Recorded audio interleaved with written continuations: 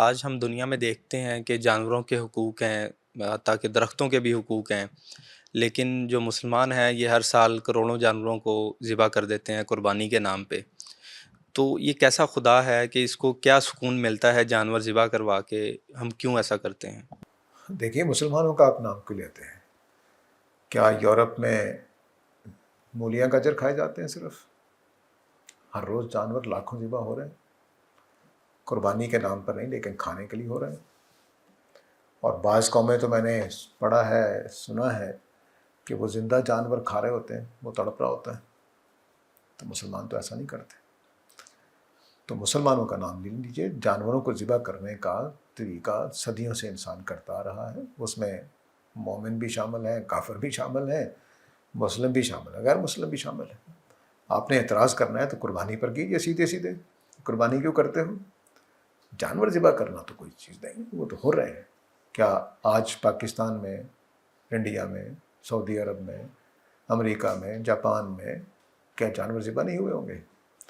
یا تو ساری دنیا ذبح نہیں کرتی، ہم ہی کر رہے ہیں، تو پھر مسلمانوں پہ اعتراض بنے گا۔ اور کروڑوں ہی ہو رہے ہوتے ہیں روزانہ، ایک دو نہیں ہو رہے ہوتے ہیں۔ صرف آپ کو یہاں چونکہ قربانی کا گھر گھر میں ہو رہی ہوتی ہے تو آپ کو نظر آنے لگ جاتا ہے، لیکن کیا بچرس ہاؤسز میں اور کسائیوں کے ہاں جو گوشت بیچتے ہیں، آپ کسی بھی کسائی کی دکان پر چلے جائیں، آپ کو لاہور میں 10-12 بکرے لٹکے ہوئے نظر آ جائیں گے۔ تو صرف کسائیوں کی دکانیں گن لیں، آپ کو پتہ چل جائے گا۔ اگر لاہور میں 50,000 دکانیں ہیں تو اس کو 10 سے ضرب دے دیجیے، 5 لاکھ جانور لاہور میں ذبح ہو رہے ہوں گے ہر روز۔ اور ہمارے بچپن میں منگل اور بدھ کا بڑا خیال ہوتا تھا، لیکن اب تو وہ بھی نہیں ہے۔ یعنی اب بڑے جو سٹورز ہیں ان کے اوپر ساتوں دن گوشت ملتا۔ تو یہ جو چیز ہے، یہ قربانی سے اس کا کوئی تعلق نہیں۔ جانور ذبح ہونا، اب بلا شبہ قربانی میں بھی جانور ذبح ہوتے ہیں، لیکن تب مسئلہ بنے گا قربانی کا جب باقی جگہوں پہ ذبح نہیں ہوتے۔ تو یہ سوال اس وجہ سے درست سوال نہیں ہے۔ البتہ جب میں جانور ذبح کرتا ہوں کھانے کے لیے تو اللہ کے لیے بھی کر سکتا ہوں، اس میں کیا خرابی ہے، کیا برائی ہے؟ کوئی برائی نہیں۔ سر یہ تو ایک طرح سے الزامی جواب ہو گیا کہ صرف ہم ہی نہیں کرتے، باقی لوگ بھی کرتے ہیں، لیکن جو اصل سوال ہے کہ خدا ایسا حکم کیوں دے رہا ہے؟ یعنی خدا کو اس سے کیا فائدہ ہے کہ ہم جانور ذبح کرتے پھر میں ویسے ہی الزامی جواب دوں گا۔ اللہ تعالیٰ نے شیر چیتے کو کیوں پیدا کیا کہ وہ بکری کھائے، خرگوش کھائے؟ اسی خدا نے شریعت دی ہے۔ تو جس خدا نے وہ ڈیزائن کیا جنگل کا، اسی نے شریعت دی ہے۔ تو خدا ہے ہی ایسا، آپ کیا کریں؟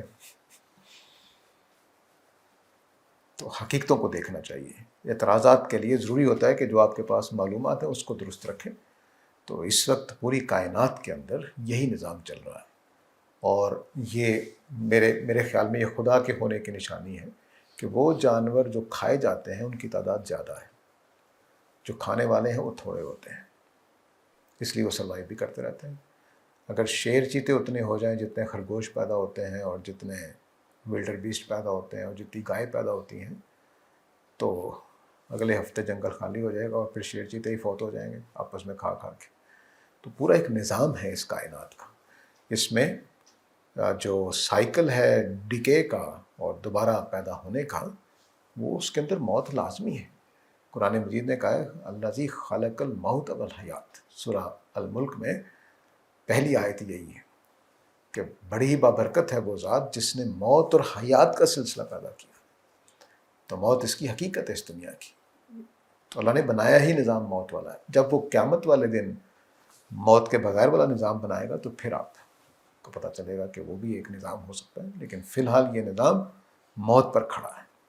اس دنیا کی حقیقت میں موت زندگی سے بھی بڑی حقیقت ہے۔ اس کو اگنور کر کے جب آپ چیزوں کو دیکھیں گے تو مثلاً 2005 میں زلزلہ آیا تو بڑا شور مچا، اللہ تعالیٰ کتنا ظالم ہے، یہ کیا کر دیا، وہ کیا کر دیا۔ تو صرف اللہ نے اکٹھی کی تھی، اتنی موتیں روزانہ ہو رہی۔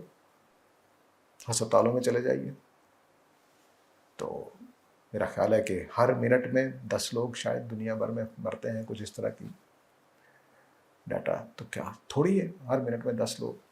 ایک بھی مر رہا ہو پوری دنیا میں ہر 1 منٹ کے بعد، تو آپ دیکھیے کتنی بڑی ہے۔ تو یہ جو چیز ہے یہ اس کو سمجھ کر چلیں. خدا نے دنیا بنائی ہی ایک اسکیم کے تحت ہے. وہ اسکیم یہ ہے کہ یہاں پر مشکلیں رکھ کر، پردہ ڈال کر امتحان لیا جانا.